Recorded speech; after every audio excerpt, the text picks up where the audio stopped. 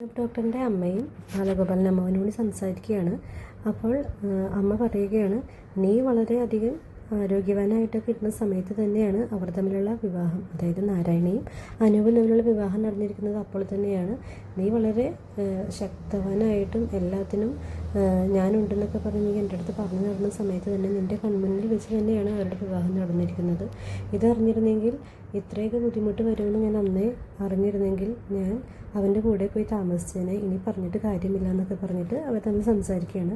ശേഷം അനൂപിൻ്റെ അമ്മ മുത്തച്ഛനുമായിട്ട് സംസാരിക്കുന്നുണ്ട്. അനൂപിൻ്റെ അമ്മ പോവുകയാണ്, ഒരു പുരോഹിതനെ കാണാനാണ്.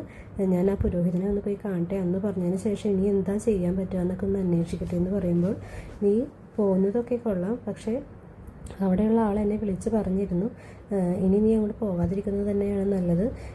അയാൾക്കിപ്പോൾ തീരെ സുഖമില്ല, അവശതയാണ്, കിടപ്പാണെന്നൊക്കെ പറയുമ്പോഴേക്കും എന്ത് പറ്റിയെന്ന് ചോദിക്കുമ്പോൾ ഞാൻ അവനോട് അന്ന് തന്നെ വിളിച്ച് പറഞ്ഞിരുന്നതാണ്, ആവശ്യമില്ലാത്ത ഉപദേശങ്ങളുമായിട്ടൊന്നും ആർക്കുമെതിരെ ഒന്നും പ്രവർത്തിക്കരുതെന്ന്. അതിനുള്ള കിട്ടി അയാൾക്കെന്ന് പറയുകയാണ്. അപ്പോൾ അതിന് എന്ത് ചെയ്തെന്നായി പറയുന്നതെന്ന് പറയുമ്പോൾ, നീ എന്നെക്കൊണ്ട് കൂടുതൽ പറയിപ്പിക്കണ്ട, അതായത് ദൈവത്തിന് ഏറ്റവും ഇഷ്ടമുള്ള ചില ആളുകൾക്കെതിരെ നീ പ്രവർത്തിക്കരുത്, അവർക്കെതിരെയുള്ള ഉപദേശങ്ങൾ കേൾക്കാനോ ഒന്നും പോകരുത്. നിന്നോട് ഞാൻ പലതവണ വാണിങ്ങ് തന്നതാണ്. അത് ദൈവത്തിന് ഏറ്റവും പ്രിയപ്പെട്ടവർ തന്നെയാണ്. അവർക്കെതിരെ പ്രവർത്തിക്കുമ്പോൾ നീ നല്ലവണ്ണം ആലോചിക്കണം. ഇപ്പോഴും ഞാൻ പറയുകയാണ്, അതുകൊണ്ട് തന്നെയാണ് അയാൾക്ക് ഇത് സംഭവിച്ചത്. അയാൾ അതുകൊണ്ട് തന്നെ ഇനി നീ അങ്ങോട്ട് പോകാതിരിക്കുന്നത് തന്നെയാണ് നല്ലത്. എന്തായാലും ഇപ്പോൾ അയാൾക്ക് നിന്നോട് നല്ല സ്നേഹമായിരിക്കും, ഇഷ്ടമായിരിക്കും. കാരണം നീ കാരണമാണല്ലോ അയാൾക്ക് ആവശ്യമില്ലാത്ത കാര്യങ്ങളിൽ ഇടപെടേണ്ടി വന്നതും ഉപദേശങ്ങൾ തരേണ്ടി വന്നതെന്നൊക്കെ പറയുകയാണ്. അതിന് ഞാനെന്ത് ചെയ്തെന്നാ പറയുന്നതെന്നൊക്കെ ചോദിക്കുകയാണ്. അപ്പോൾ മുത്തച്ഛനോട് അമ്മ എന്ത് ചെയ്യിപ്പിച്ചു എന്നൊക്കെ നീ തന്നെ ആലോചിച്ച് മനസ്സിലാക്കുക. നീ ഇത്രയും മനസ്സിലാക്കിയാൽ മതി.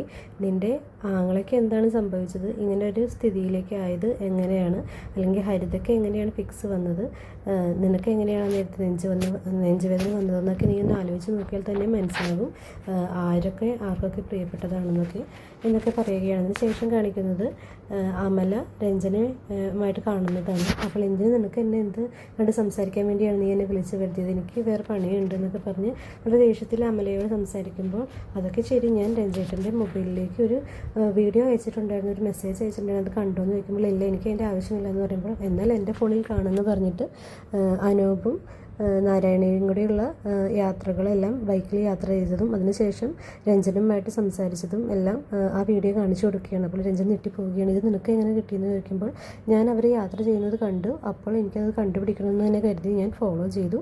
അങ്ങനെ പോയപ്പോൾ ഞാൻ പ്രതീക്ഷിച്ച ആൾ രഞ്ജേട്ടനെയും കണ്ടു. അപ്പോൾ എനിക്ക് പണ്ടേ അറിയായിരുന്നു ആങ്ങളെയും പെങ്ങളും തമ്മിൽ ഒരിക്കലും വിവാഹം കഴിക്കില്ല എന്ന്. പിന്നെ ഇതാരാണ് ഇവളുടെ കാര്യത്തിൽ വിവാഹം താലി ചാർത്തിയെന്ന് അറിയാൻ വേണ്ടി മാത്രമാണ് ഞാൻ പുറകെ നടന്നിരുന്നതെന്നൊക്കെ പറയുകയാണ്.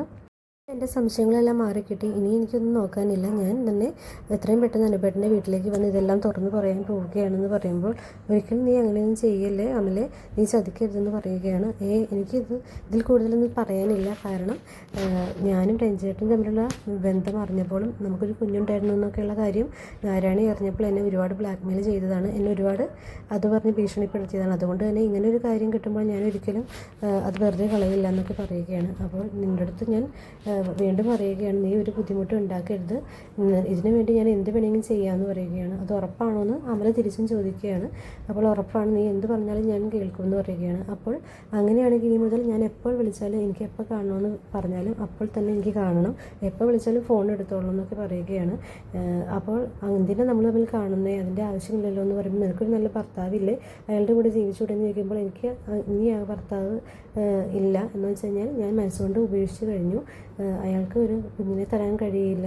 അതറിഞ്ഞപ്പോഴാണ് എനിക്ക് എൻ്റെ കുഞ്ഞിനെ നഷ്ടമായതും ഞാൻ എത്ര വലിയ പാപമാണ് ചെയ്തതെന്നൊക്കെയുള്ള കാര്യങ്ങൾ മനസ്സിലായത്. അതുകൊണ്ട് തന്നെ നമ്മുടെ കുഞ്ഞിനെക്കുറിച്ചുള്ള വിവരങ്ങൾ അന്വേഷിച്ച് നടന്നത് എന്തായി, എന്തെങ്കിലും അറിഞ്ഞു കഴിഞ്ഞാൽ കുഞ്ഞിനെ കിട്ടിക്കഴിഞ്ഞാൽ നമുക്കിനി ഒരുമിച്ച് ജീവിക്കണം, അതൊക്കെയാണ് എൻ്റെ ആഗ്രഹം എന്നൊക്കെ പറയുമ്പോൾ രഞ്ജൻ പറഞ്ഞു, ഇനി അങ്ങനെയൊന്നും ആലോചിക്കേണ്ട, ഇപ്പോൾ നീ തൽക്കാലം പോകാൻ നോക്കുമെന്ന് പറഞ്ഞിട്ട് അമലയെ വിടുകയാണ്. അപ്പോൾ ഞാനിപ്പോൾ പോകാം, പക്ഷെ ഞാൻ എപ്പോൾ വിളിച്ചാലും എനിക്ക് കാണുമെന്ന് തോന്നുമ്പോൾ വന്നോളണം, ഫോൺ എടുത്തോളണം എന്നൊക്കെ പറഞ്ഞിട്ട് പോവുകയാണ്.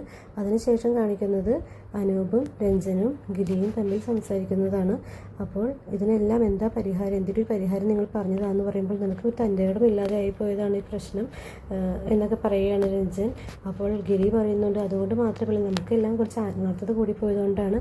എല്ലാവരും സാധാരണ വിവാഹം കഴിഞ്ഞതിന് ശേഷമാണ് അമ്മയുടെയും ഭാര്യയുടെ ഇടയിൽ കിടന്ന് വിഷമിക്കുന്നത്. പക്ഷേ നിനക്ക് കുറച്ച് ആത്മാർത്ഥത കൂടിയതുകൊണ്ടാണ് നീ അമ്മയെ വേദനിപ്പിക്കാതെ ഇങ്ങനെയൊക്കെ ചെയ്യേണ്ടി വരുന്നത്. എന്തായാലും എനിക്ക് ഇത്രേ പറയാനുള്ളൂ.